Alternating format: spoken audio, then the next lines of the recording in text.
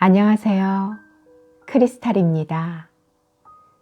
이번에 함께 하실 작품은 젊은 베르테르의 슬픔입니다.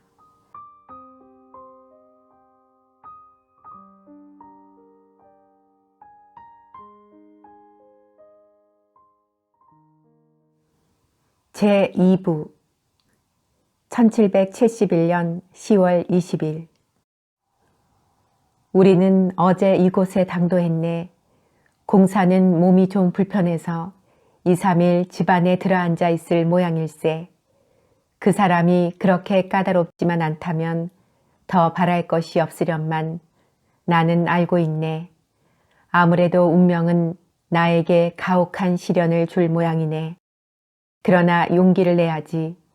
가벼운 기분을 가지고 있으면 어떠한 일도 감당해 나갈 수 있을 테지. 가벼운 기분? 이런 말을 펜으로 쓰다니 스스로 생각해도 가소로운 생각이 드네. 오, 좀 더 명랑한 기질을 타고났더라면 나는 이 세상에서 가장 행복한 인간이 됐을 텐데. 아이고 맙소사, 이 무슨 꼴이란 말인가. 다른 녀석들이 보잘것없는 힘과 재능을 갖고 가슴을 쫙 펴고 보란듯이 으스대며 내 앞을 활보하고 있는데 나는 어찌하여 내 능력이나 재질에 절망하고 있단 말인가. 저에게 모든 것을 베풀어 주신 하느님, 당신께서는 어찌하여 그 절반을 도로 가져가시고 그 대신 자신과 만족감을 내리지 않으셨습니까? 참아야지, 참아라. 그러면 잘 되어 갈 걸세. 친구여, 정말 자네 말이 맞네. 세상 사람들 틈에 끼어 날마다 일에 쫓기며 다른 사람들이 하는 일이며 그들의 행동을 보기 시작한 이후로 나는 나 자신과 훨씬 더 잘 타협할 수 있게 되었네. 확실히 우리네 인간은 모든 것을 자기 자신과 그리고 자기 자신을 다른 모든 것과 비교하게 되어 있는 이상 행복하다, 불행하다 하는 것은 결국 우리가 자기 자신과 비교하는 대상 여하에 달려있는 것이라네. 그러므로 고독처럼 위험한 건 또 없는 것 같네. 우리의 상상력은 그 본질상 자꾸만 높은 곳으로 올라가려 하며 또 문학이나 시 같은 것에 쓰여 있는 공상적 이미지에 영향을 받아서 인간의 서열을 매긴다네. 거기서는 자기 자신은 서열의 가장 아래쪽에 있고 자기 이외의 사람들은 모두 자기보다 완전한 것 같이 보이는 걸세. 이것은 극히 자연스러운 현상이지. 우리는 자기 자신이 여러모로 부족하다는 사실을 종종 느끼고 있으며 자기에게는 결여되어 있는 것이 다른 사람에게는 갖추어져 있는 것 같이 생각하게 마련이거든. 게다가 자기가 지니고 있는 모든 것을 상대방에게 첨가하고 더 나아가 일종의 이상적인 생활의 즐거움까지 덧붙이는 걸세. 그리하여 완전 무결하게 행복한 인간이 만들어지는데 알고 보면 그것은 우리 자신이 만들어낸 창조물에 지나지 않네. 이와는 반대로 자기에게는 여러 가지 약점이나 어려움이 있더라도 오로지 앞을 향해 나아가면 설령 속도가 느리고 멀리 돌아가는 일이 거듭된다 하더라도 돛을 올리고 노를 저으며 나아가는 다른 자들은 저도 모르는 사이에 앞지르게 되는 일이 종종 있는 법이라네. 그리하여 남과 같이 나란히 전진하거나 한 걸음 남보다 앞서게 되었을 때 비로소 자주적인 감정이 우러나는 법이라네. 11월 26일 어찌됐든 이곳에서 그럭저럭 안주하게 될 것 같네. 무엇보다도 다행스러운 것은 할 일이 많다는 사실일세. 그리고 또 갖가지 유형의 새로운 인물들이 내 마음속에서 다채로운 연극을 보여주고 있다는 일이라네. 나는 시백 작가 알게 되었네.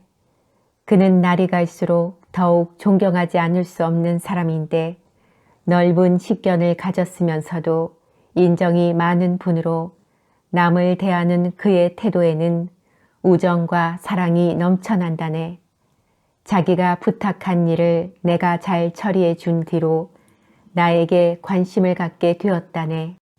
우리는 서로 말이 통한다는 것을 여느 사람과는 거의 있을 수 없는 일인데 나하고는 이야기할 수 있다는 것을 처음 만나보고 그는 곧 알아차린 것 같다네. 또한 나로서도 나에게 보여주는 그의 솔직한 태도도 역시 찬양할 만하네.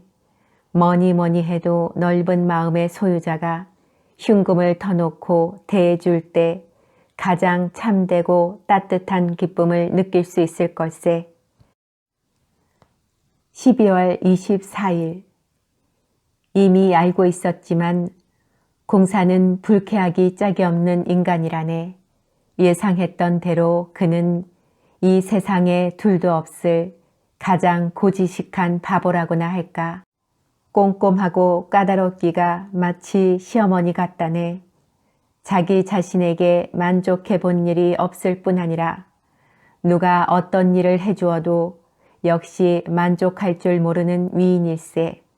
나는 일을 척척 처리하기를 좋아하고 일단 처리한 일은 끝난 것으로 돌리고 다시 더 뒤적거리지 않는 성미지. 그런데 그 양반은 의례 그 문석꾸러미를 되돌려주면서 이렇게 말하는 것세. 이만하면 괜찮지만 한 번 더 잘 읽어보게나. 좀 더 좋은 표현, 더욱 적합한 말이 생각날 걸세. 나는 어처구니가 없어 말이 나오지 않았다네. 아무튼 그리고라든가 그 밖에 대수롭지 않은 접속사 하나가 빠져도 안 된다는 걸세. 내 문장에는 종종 도치법이 나오기도 하는데 이건 그에게 있어서는 눈의 가시라고나 할까. 불구대천지 원수라네. 관청식의 어법에 맞춰서 쓰지 않으면 복합 문장 같은 것은 전혀 알아보지 못하는 형편이라네. 이런 위인을 상대한다는 것은 그야말로 뜻밖의 불행이야. 오직 폰씨 백작이 나를 신뢰해 주는 것만이 유일한 구원일세. 며칠 전에 그분은 나에게 매우 솔직하게 공사에 돌다리를 두들기는 식의 완고하고 까다로운 태도에 대한 불만을 털어놓았네. 그런 사람들은 자기 자신뿐 아니라 남들까지도 괴롭게 만든다는 거야. 그러나 험한 산을 넘는 나그네와 같은 마음으로 체념하고 순응할 수밖에 없지. 물론 산이 없으면 길을 가기가 훨씬 편하고 거리도 가깝지. 하지만 어쩔 수 없이 산이 거기 있으니 넘어가지 않을 수 없거든. 백작이 말했네. 공사도 백작이 자기보다는 나에게 더 호감을 갖고 있다는 사실을 감지하고 있는 모양일세. 그게 못마땅해서 기회가 있을 때마다 내 앞에서 백작의 험담을 늘어놓는다네. 물론 나는 그 말을 반박한다네. 그래서 사태는 점점 더 험악해지기 마련이지. 어저께는 몹시 분개하였네. 백작을 헐뜯으면서 은근히 나까지 휩싸서 빈정거리는 걸세. 이런 세속적인 사무처리는 백작도 꽤 유능하지. 일도 빠르고 문장도 괜찮거든. 그러나 모든 문장가들이 그렇듯이 기초적인 학식이 결여되어 있어. 이렇게 말하면서 그는 어때 한 대 얻어맞았지 하는 듯한 표정을 짓는 것이었네. 그러나 나에게 그런 말이 통할 리 없지. 나는 그런 사고방식을 가지고 그런 태도를 취하는 인간을 누구보다도 경멸하니까. 나는 지지 않고 격한 말투로 대받아 주었네. 백작은 인품으로나 학식으로나 존경하지 않을 수 없는 분입니다. 자기의 정신을 넓게 펼쳐서 수많은 사물에 작용시키며 그 위에 이러한 정신활동을 세속적인 생활에 있어서도 지속해 나가는 일을 그분처럼 성공적으로 이룩하고 있는 예를 저는 일찍이 본 적이 없습니다. 이렇게 말해 주었으나 이런 말이 공사에게는 우의 독경일세. 이치에 맞지 않는 것을 가지고 그 이상 떠들어 보아야 기분만 잡쳐 쓴맛을 다시기 싫었기 때문에 나는 그만 그 자리에서 실례하고 돌아왔네. 이렇게 된 것도 모두 자네들 책임일세. 나를 설득하여 나에게 굴레를 씌우고 활동의 공덕이라는 것을 입을 모아 찬양하며 나를 부추긴 것은 자네들이니까. 아이고, 도대체 활동이 다 뭐란 말인가. 밭에 감자를 심거나 말을 몰고 도시로 밀을 팔러 가거나 하는 편이 지금의 나보다 오히려 더 나은 활동을 하고 있는 걸세. 만일 내 말이 틀렸다면 나는 아무 말도 하지 않고 앞으로 10년 동안 지금 매여 있는 이 노예선 속에서 뼈가 닳도록 일해 보이겠네. 게다가 이 도시에서 서로 적대시하면서 눈치를 보고 있는 비루한 인간들의 허울 좋은 그 비참함과 따분함, 서로 한 발짝이라도 먼저 기어 올라가려고 쉴 새 없이 눈을 번뜩이고 있는 출세욕, 지나치도록 비참하고 처절한 노골적인 집념, 가령 여기에 한 여인의 예를 든다면 그녀는 누구한테나 자기네 가문과 출생지에 대한 이야기를 하는데 그녀를 잘 모르는 사람은 그 이야기를 듣고 대단찮은 가문과 출생지를 내세우고 다니다니 어리석은 여자로군 하는 생각을 하게 되는 걸세. 사실 그 여인은 이 근처 태생으로 관청 서기에 따래 지나지 않는다네. 이렇게 파렴치한 행위를 뻔뻔스럽게 해치우는 족속을 나는 이해할 수가 없다네. 친구여, 날이 갈수록 더욱 절실히 느끼고 있는 일이지만 자신의 척도로 남을 판단한다는 것은 어리석은 일일세. 나는 나 자신이 할 일만도 태산 같고 가슴이 이토록 벅차고 설레고 있는데 남의 일에는 참견하고 싶지도 않네. 다만 나로 하여금 나의 길을 갈 수 있도록 방해만 하지 말아달라는 것뿐이네. 무엇보다도 비위에 거슬리는 것은 서로 얽어맨 이곳 사회생활의 갑갑함이네. 물론 나도 계급의 차별이 필요하다는 사실과 나 자신이 그것으로 이익을 보고 있다는 사실을 남들만큼은 알고 있네. 다만 이 지상에서 지극히 미미한 기쁨이나 또한 행복을 맛볼 수 있게 된 때에 그런 것에 구애받는다는 것은 참을 수 없는 일이네. 요즘 나는 산책길에 폰 D라는 아가씨를 만나 서로 알고 지내게 되었네. 애교 있는 아가씨로 딱딱한 격식을 차리는 생활 속에 묻혀 지내면서도 본디의 인간성을 별로 상실하지 않은 사랑스러운 여자라네. 대화를 나누는 사이에 우리는 서로 마음이 통해서 작별할 때 내가 댁으로 한번 찾아가도 괜찮겠습니까? 물었더니 그녀는 아무 거리낌 없이 승낙을 했다네. 나는 정당한 기회를 기다리다가 그녀를 찾아갔다네. 그 아가씨는 이고장 태생이 아니고 아주머니 뻘 되는 친척 집에서 묵고 있는 중이라네. 그 나이 많은 부인의 인상은 그다지 좋지 못했네. 나는 애써 경의를 표하고 그 부인에게 신경을 써서 이야기도 주로 그녀와 나누었는데 반 시간도 채 되기 전에 사정을 대충 파악할 수 있었지. 사정이란 나중에 아가씨가 나에게 털어놓은 것으로 그 부인은 나이에 비해 모든 면에서 여의치 못하다는 것에 이렇다 할 만한 재산도 없고 재능도 없으며 몸을 의탁할 곳도 없었으므로 오직 조상의 족보에만 의지하여 지체라는 울타리 속에서 숨어 살 수밖에 없다네. 낙이라고는 2층 창문에서 거리로 오가는 사람들을 내려다보는 일 정도라네. 그래도 젊었을 적에는 제법 미인이었던 모양으로 마음 내키는 대로 즐기며 지냈다는데 변덕스러운 성격 때문에 여러 명의 젊은이들을 괴롭혔다는 걸세.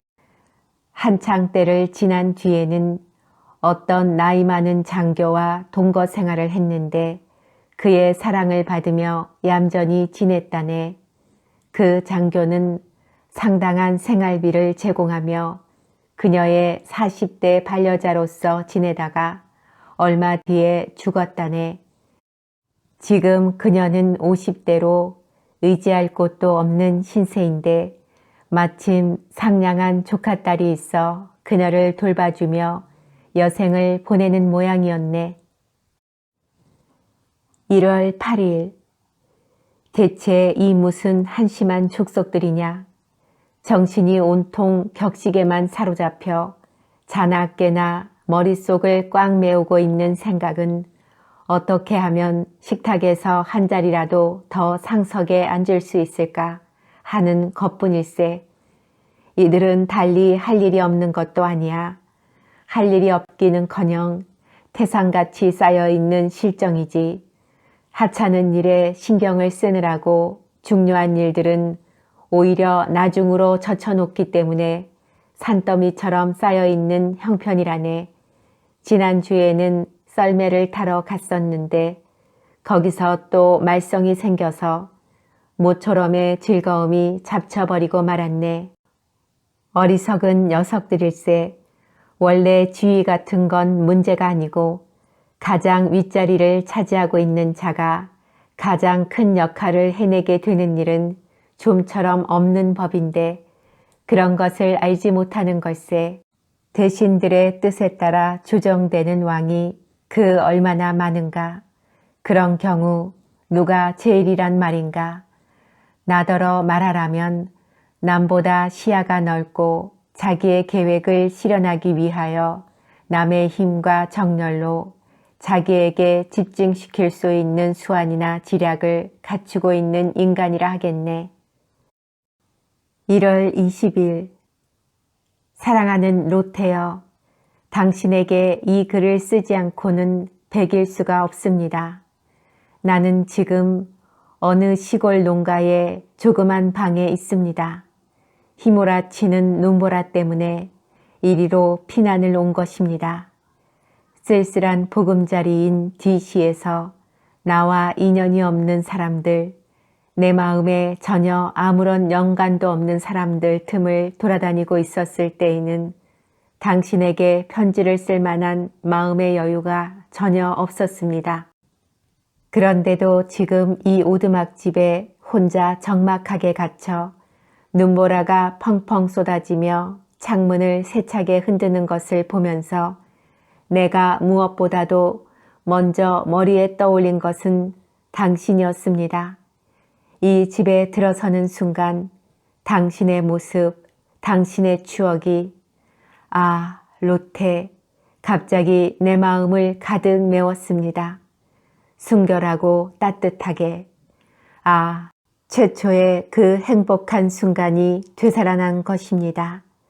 그리운 로테여, 마음 둘 곳 없는 물결 사이를 떠도는 나의 모습을 당신이 보신다면 어떻게 생각할까요? 마음이 충실해질 순간조차도 없습니다. 행복한 순간도 없습니다. 아무것도 없습니다. 말하자면 나는 요지경을 들여다보고 있는 것 같습니다. 난쟁이와 조랑말들이 내 눈앞에서 바삐 돌아가며 움직이는 것을 보고 자신에게 물어봅니다. 혹시 착각이 아닌가 하고 말입니다. 나도 그들과 함께 연기를 하고 있으면서, 아니 오히려 꼭두각시처럼 조종당하고 있으면서 가끔 곁에 있는 연기자의 나무 손을 잡았다가는 소스라치게 놀라곤 합니다. 밤이 되면 내일은 해가 뜨는 것을 바라보며 즐기리라 결심하지만 막상 아침이 되면 잠자리에서 일어날 엄두가 나지 않습니다.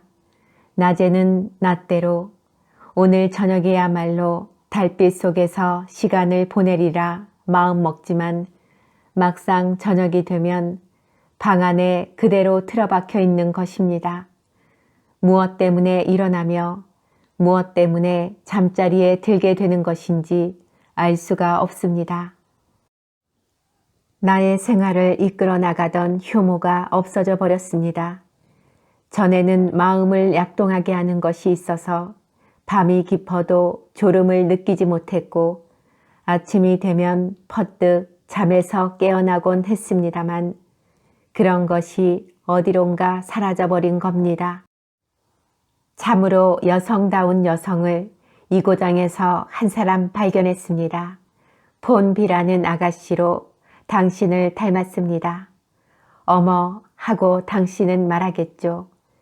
아첨의 말도 잘하세요. 아닌 게 아니라 그것도 전혀 틀린 말은 아닙니다. 얼마 전부터 나는 남의 비위를 꽤 잘 맞추게 되었습니다. 위트도 풍부해졌습니다. 그래서 이곳 부인네들은 나만큼 칭찬을 잘하는 사람은 없을 거라고 합니다. 그리고 거짓말도 잘한다는 말을 덧붙여야 하겠지요. 아무래도 거짓말을 하지 않고는 그렇게 칭찬을 잘할 수가 없으니까요. 그렇지 않습니까? 비양에 대한 이야기를 하려던 참이었는데 그 아가씨는 풍요로운 영혼의 소유자로 그녀의 푸른 눈이 그것을 잘 나타내고 있습니다. 이 아가씨는 자기의 신분이 자기의 마음을 조금도 만족시켜주지 못하기 때문에 그 신분을 부담스럽게 여기고 있습니다. 그녀는 또 언제나 시끄러운 주위의 잡음으로부터 도망가려 하고 있으므로 우리는 곧잘 순수한 행복에 충만한 전원 생활을 상상하면서 몇 시간이고 즐겁게 보내곤 합니다. 아, 그리고 당신에 대한 생각도 물론 빼놓을 수 없지요. 그녀가 당신을 얼마나 칭찬했는지 모릅니다. 그것은 그녀의 마음속으로부터 스스로 우러나오는 찬사임에 틀림없습니다. 그녀는 언제나 당신에 대한 이야기를 듣고 싶어하며 어느새 당신을 사랑하고 있습니다. 아, 그 아늑한 방에서 당신 발 아래 앉아 있을 수만 있다면 그 귀여운 아이들이 모두 내 주위를 깡총거리며 돌아다녀 주었으면 아이들이 너무 떠들어서 당신을 귀찮게 하면 나는 아이들을 한자리에 모아놓고 아주 무시무시한 옛 이야기를 들려주어 얌전히 앉아있게 만들겠습니다. 태양은 설경으로 반짝이는 풍경의 저 너머로 장려하게 넘어가고 있습니다. 폭풍도 지나갔습니다. 그리고 나는 또다시 돌아가서 우리 속에 갇혀야만 합니다. 안녕히 계십시오. 알베르트 씨는 당신 곁에 있는지요? 어떻게 지내고 있습니까? 이런 것을 물어서 미안합니다. 2월 8일 일주일 내내 아주 참담한 날씨가 계속되고 있지만 그러나 나로서는 오히려 기분이 좋다네. 그도 그럴 것이 내가 이곳에 온 이후로 아무리 날씨가 좋은 날이라도 다른 사람으로 인해 그런 날씨를 잡쳐버리거나 기분이 언짢아지지 않은 적이 한 번도 없었기 때문일세. 그래서 비가 내리거나 눈보라가 치거나 아니면 길바닥이 얼어붙거나 눈이 녹아서 진흙탕이 되거나 하면 나는 살았다. 집에 있는 게 바깥 세계에 나가는 것보다 오히려 낫지. 어쩌면 그 반대일 수도 있겠지만 아무튼 잘된 거야 하고 생각한다네. 아침에 해가 떠오르고 날씨가 좋은 듯하면 나는 언제나 이렇게 외치지 않을 수 없네. 자, 오늘도 녀석들은 또 하늘이 내리시는 총을 저희들끼리 서로 빼앗으려고 악다구니들을 하겠군. 그들은 언제나 무엇이고 빼앗아야만 직성이 풀린다네. 건강한 명성도 기쁨도 휴양도, 더구나 그것은 대체로 어리석음이나 무지, 좁은 도량들이 그 원인인데, 그런 주제에 그들의 말에 의하면 최선의 호의로서 남을 위해 그런다는 거야. 가끔 내가 그들 앞에 무릎을 꿇고 부탁하고 싶어진다네. 제발 그렇게 미치광이들처럼 자신의 창자를 마구 휘젓는 짓은 하지 말아달라고 말이야. 2월 17일 공사와 나 사이는 이제 막다른 골목에 다다랐나 봐. 도저히 참을 수 없는 사람일세. 그가 일을 처리하는 방식이 참으로 가소로워서 내가 이 일을 제기하기도 하지만 내 나름대로의 판단에 따라 적당히 처리해버리기도 한다네. 그것이 의례 그의 비위를 건드리게 마련이라네. 그런 일로 해서 그는 최근에 나에 대한 불만을 궁정에 보고한 모양일세. 그 결과 나는 장관으로부터 가볍긴 하지만 아무튼 책망을 받았네. 뭐니 해도 책망은 책망이니까. 그래서 사직원을 내려던 참이었지. 그런데 장관으로부터 서신이 왔다네. 그 편지를 읽고 나는 나도 모르게 무릎을 꿇고 그 고결하고 깊은 사려에 머리를 숙이지 않을 수 없었다네. 장관은 나의 지나치게 예민한 감수성을 훈계한 다음 활동성이라든가 대인관계, 일을 하는 데 있어서의 철저함 등에 대하여 내가 지니고 있는 패기만만한 생각을 청년다운 훌륭한 기계로 존중하니 그것을 어느 정도 누그러뜨리고 잘 살려서 아무쪼록 진가를 발휘함으로써 힘차게 일해 나가라고 권고해 주었네. 덕택에 일주일쯤은 용기를 얻고 마음을 진정시킬 수 있었네. 마음의 평화라는 것은 무엇보다도 소중한 것으로 그것 자체가 하나의 기쁨이라고 할 수 있지. 다만 친구여, 이 아름답고 귀중한 보석이 값진 것이긴 하나 쉽게 부서지지 않으면 얼마나 좋겠나. 2월 20일 내 사랑하는 분들이여, 신의 축복이 그대들 두 사람 위에 내리시길, 그리고 내게 베풀어 주지 않았던 좋은 나날을 그대들에게 보내주시길. 알베르트 씨, 당신이 나를 속인 것에 대하여 감사의 뜻을 표합니다. 나는 당신들이 결혼 날짜를 알려줄 것을 기다리고 있었습니다. 그날 나는 엄숙히 로테의 실루엣을 벽에서 떼어내어 그것을 휴지통에 버릴 생각이었지요. 벌써 당신들은 하나로 맺어졌고 그런데도 실루엣은 여전히 벽에 걸려 있습니다. 이제는 그냥 놓아두렵니다. 걸어두어도 나쁠 것은 없겠지요. 그러니까 나는 당신들과 함께 있는 것입니다. 말하자면 당신에게는 누를 끼치는 일 없이 로테의 마음속에 들어있는 것입니다. 나는 거기서 두 번째 자리를 차지하고 있는 것입니다. 나는 그 자리를 유지해 나갈 것이며 그러지 않고는 배길 수가 없습니다. 만일 로테가 나를 잊어버린다면 나는 미치고 말 것입니다. 알베르트 씨, 안녕히 계십시오. 그리고 그대 천사여, 안녕 로테여, 안녕. 3월 15일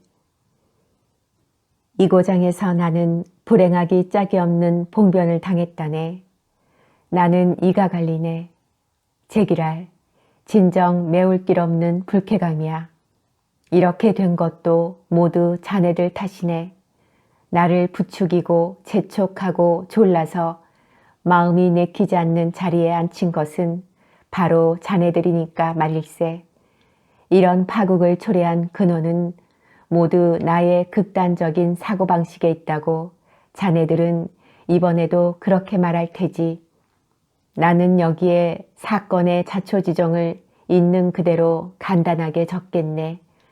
바로 연대기를 기록하는 것과 같은 필치로 말일세. 폰씨 백작이 특별히 나를 아껴주고 돌보아주고 있다는 사실은 누구나가 다 알고 있고 자네에게도 벌써 몇 번인가 이야기했었지. 어제는 식사에 초대를 받아서 그 씨백작 댁에 갔었다네. 마침 이날 저녁에는 그 집에서 상류사회 신사숙녀들의 파티가 열리기로 되어 있었는데 나는 그것을 알지 못했고 나와 같은 사람은 그런 모임에 참석할 수 없다는 사실은 꿈에도 생각지 못했었네. 아무튼 나는 백작과 식사를 같이 하였고 식후에 호란을 왔다 갔다 하면서 백작과 이야기를 주고받았는데 마침 그곳에 왔던 비대령과도 대화를 나누었네. 그럭저럭 하는 사이에 파티 시간이 다가왔네. 그러나 나는 그걸 전혀 알지 못하고 있었다네. 그러자 매우 신분이 귀한 SV인이 남편과 더불어 들어왔네. 그들은 잘 부화된 거위 같은 딸을 데리고 왔다네. 그녀는 납작한 가슴에 값진 코르셋으로 허리를 꽉 쥐어붙인 아가씨일세. 이 세 사람은 걸어 들어가면서 조상 대대로 내려오는 거만한 귀족적인 눈매와 콧구멍을 부풀려 보여주었네. 이런 족속들을 보면 그야말로 속이 메스꺼워지는 터라 나는 이를 계기로 그만 물러나와야겠다고 생각하고 씨백작이 그들과의 시시한 잡담에서 빠져나오기를 기다리고 있었지. 마침 그때 그 비양이 들어왔네. 이 아가씨를 만나면 언제나 조금은 가슴이 후련해지므로 나는 그대로 머물러 있으면서 그녀의 의자 뒤에 서서 이야기를 나누었지. 그런데 조금 지난 연후에야 비로소 깨달았는데 비양도 나하고 이야기를 하면서도 여느 때와는 달리 뭔가 서먹서먹하고 난처한 듯한 태도더라 이 말일세. 나로서는 참으로 뜻밖이었네. 이 여자도 다른 무리들과 마찬가지인가? 이런 생각을 하니 은근히 화가 치밀어 자리에서 뛰쳐나오려고 했네.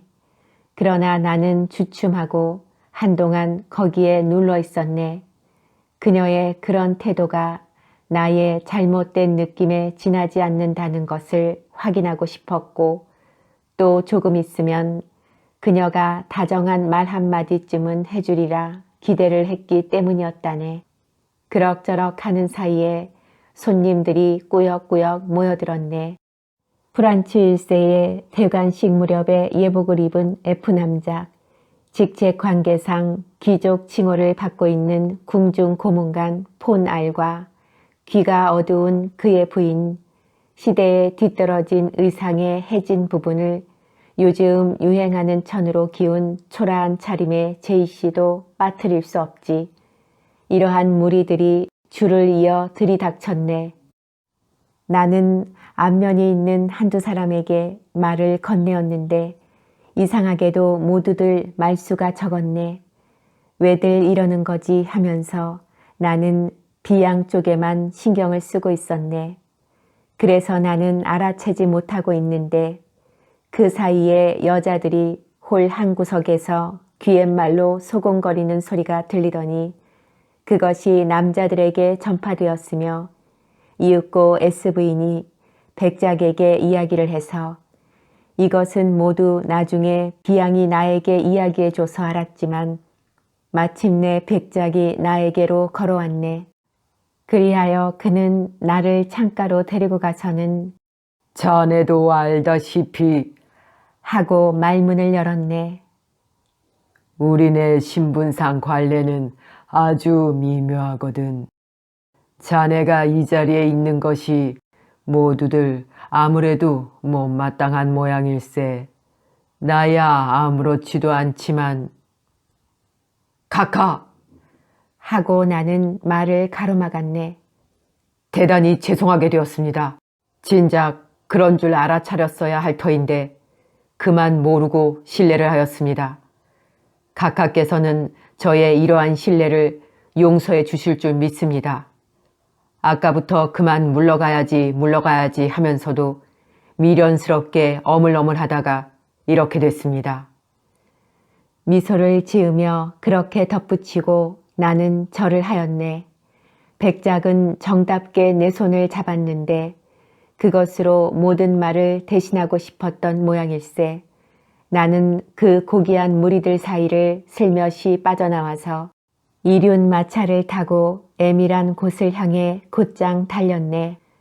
그리하여 그 언덕 위에서 넘어가는 해를 바라보며 호메로스를 펼치고 오디세우스가 돼지치기에게 대접을 받는 감동적인 대목을 읽었지. 그것은 정말 훌륭한 장면이었네. 저녁 때가 되어 식사를 하러 시내로 돌아왔네. 레스토랑에는 아직 손님이 몇 사람 남아서 구석자리에서 테이블볼을 벗겨놓고 주사위를 굴리고 있었네. 거기에 아델린이라는 고지식한 친구가 들어오더니 모자를 벗고 나에게로 다가와서 나직한 목소리로 말을 건네었네. 당신 화가 났겠군요. 내가? 나는 되물었지.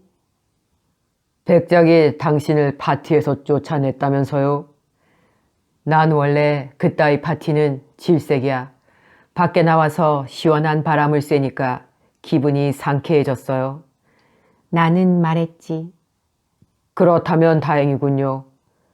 당신이 대수롭지 않게 생각하니까 무엇보다도 다행이에요. 그런데 은근히 화가 치미는걸? 벌써 어디를 가나 그 소문이 자자하다는 거야. 아델린은 말했네. 이 말을 들으니까 아닌 게 아니라 나도 속이 뒤틀리기 시작했네. 그렇다면 식사를 하러 왔다가 내 얼굴을 흘끔흘끔 보고 있던 녀석들은 모두 그 이유 때문이란 말인가? 이렇게 생각하니 피가 끓어오르는 것 같더군. 오늘은 어디를 가나 동정을 받는 신세가 되었다네. 더구나 나를 시기하고 있던 녀석들이 의기양양해서 이제 깨달았겠지. 머리가 남보다 좀 뛰어나다고 신분이나 관례를 초월해도 좋은 것처럼 생각하는 거만한 사나이가 어떤 꼴을 당하게 되는지 하는 등 온갖 험담을 늘어놓고 있는 것이 아니겠나. 그만 내 심장에 칼을 꽂고 싶은 심정일세. 남들이 뭐라든 자기는 자기야. 무시해버리면 그만 아닌가. 이렇게 말할 수도 있겠지만 하찮은 건달들이 남의 약점을 잡고 이러쿵 저러쿵 짓거려대는 꼴을 어떻게 참고 있을 수 있단 말인가. 아, 그 험담들이 전혀 근거 없는 소리라면 한쪽 귀로 흘려버릴 수도 있으련만. 3월 16일. 모든 것이 나를 초조하게 만들고 있네. 오늘 가로수길에서 비양을 만났네. 우리가 일행에게 조금 떨어지게 되자 나는 저번에 그녀의 태도에 대한 불만을 털어놓지 않을 수 없었네. 어머나, 베르테르 씨, 제가 불안스러웠던 것을 그런 식으로 해석하셨어요. 제 심정을 잘 아실 텐데요. 홀에 들어섰을 때부터 선생님 때문에 얼마나 조마조마했는지 몰라요. 어떻게 되리라는 것을 짐작할 수 있었거든요. 선생님께 귀뜸할까 하고 몇 번이나 망설였는지 모른답니다. SV인가 TV는 선생님과 동석할 바에야 남편과 함께 자리를 뜨려고까지 했거든요. 그리고 백작으로서도 그분들의 의견을 존중하지 않을 수 없는 처지랍니다. 그래서 일이 그런 소동에 이른 거예요. 그녀는 진정어린 목소리로 말했네. 뭐라고요, 아가씨? 나는 충격을 감추며 반문했네. 그저께 아델린이 나에게 한 말이 그 순간에 끓는 물처럼 내 혈관 속을 달려 지나갔네. 저도 그때부터 얼마나 가슴이 쓰러졌는지 몰라요. 다정스러운 그 여인은 눈물을 글썽거렸네.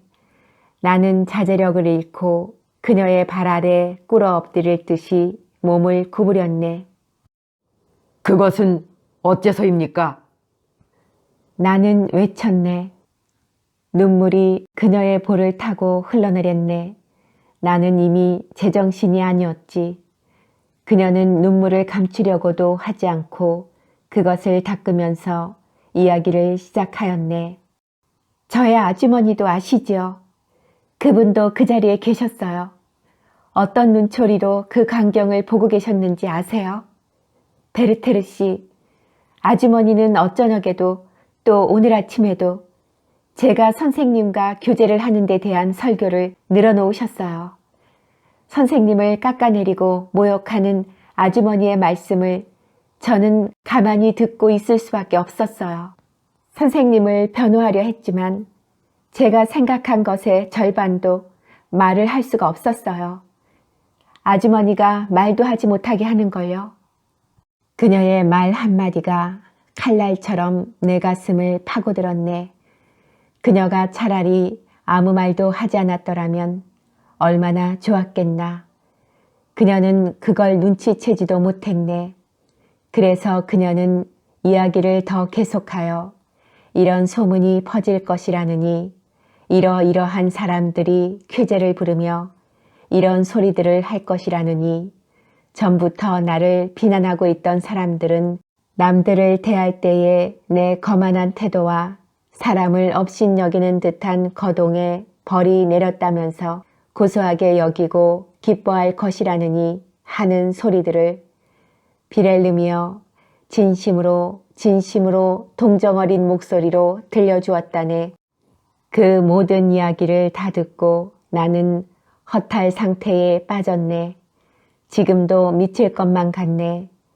차라리 누군가가 내 앞에서 나를 비난한다면 그놈의 가슴을 단도로 푹 찔러버릴 수 있으련만. 피를 보면 얼마쯤 마음이 진정될 거야. 아, 나는 100번도 더 칼을 손에 쥐었네. 이 답답한 가슴에 바람 구멍이라도 내고 싶었던 걸세. 좋은 혈통을 이어받은 말은 마구 몰아세워 흥분시켜 놓으면 본능적으로 혈관을 물어뜯어 호흡을 진정시킨다고 하더군. 나도 그러고 싶어지네. 혈관을 절개함으로써 영원한 자유를 얻고 싶은 생각이 든다네. 3월 24일 나는 궁정원에 사직원을 제출하였네. 아마도 수리될 걸세. 미리 자네들의 양해를 얻지 않은 점은 아무쪼록 용서하게나. 나는 이 고장을 떠나려 하네. 나를 만류하기 위해 자네들이 충고할 말도 알고 있네.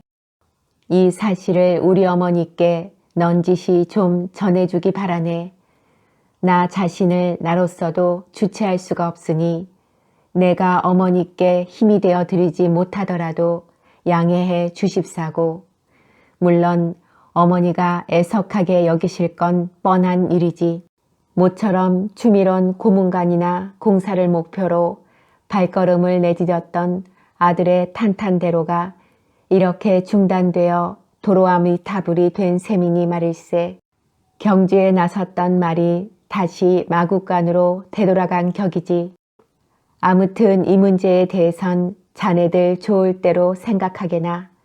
내가 유임할 수 있었을 것이라든가 유임했어야 할 것이라든가 마음대로 말해도 괜찮지만 아무튼 나는 떠나려네. 따라서 어디로 갈 거냐고 묻겠지. 이 고장에 XX 공작이라는 분이 있는데 나와 교제해보고 싶은 생각이 있는 모양일세. 내 결심을 전해 듣고는 함께 자기의 장원으로 가서 아름다운 봄을 같이 지내지 않겠느냐고 나를 초대해 주었다네. 내가 하고 싶은 대로 자유롭게 행동해도 좋다는 약속도 해주었고 어느 정도 서로 이해하고 있는 터이기도 해서 운을 하늘에 맡기고 그와 함께 가려고 하네. 4월 19일 두 통의 편지 고맙게 받았네. 답장을 하지 않은 것은 사표가 수리될 때까지는 보류해 두었기 때문이네. 동봉한 편지도 써놓기만 하고 붙이지 않았다네. 어머니께서 장가함께 부탁을 하여 내 계획을 방해할지도 모른다는 우려가 있어서였지. 그러나 이젠 모든 일이 뜻대로 해결되어 퇴간 허락이 내려졌어. 처음에 궁정에서 퇴직을 허락하지 않았고 또 나한테 보내온 장관의 편지 내용에 대해서는 이야기를 하고 싶지 않네. 만일 알리면 자네들은 다시 새삼스럽게 한탄하고 떠들 것이 분명하네. 황태자께서 석별금조로 22카텐을 하사해 주셨네.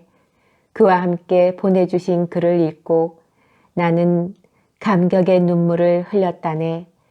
덕택에 전번에 어머니께 부탁드렸던 돈은 필요 없게 되었네. 5월 5일 내일 이곳을 떠나네. 가는 도중에 불과 6마일 떨어진 곳에 내가 태어난 곳이 있으므로 오래간만에 들러 꿈 많고 복되던 지난 날을 회상해 볼까 하네. 아버지가 돌아가시고 나서 어머니와 내가 마차를 타고 정든 이고장을 떠날 때 지나온 바로 그 성문을 거쳐서 들어갈 생각이라네. 잘 있게 비렐름. 가는 도중에 또 소식 전하겠네.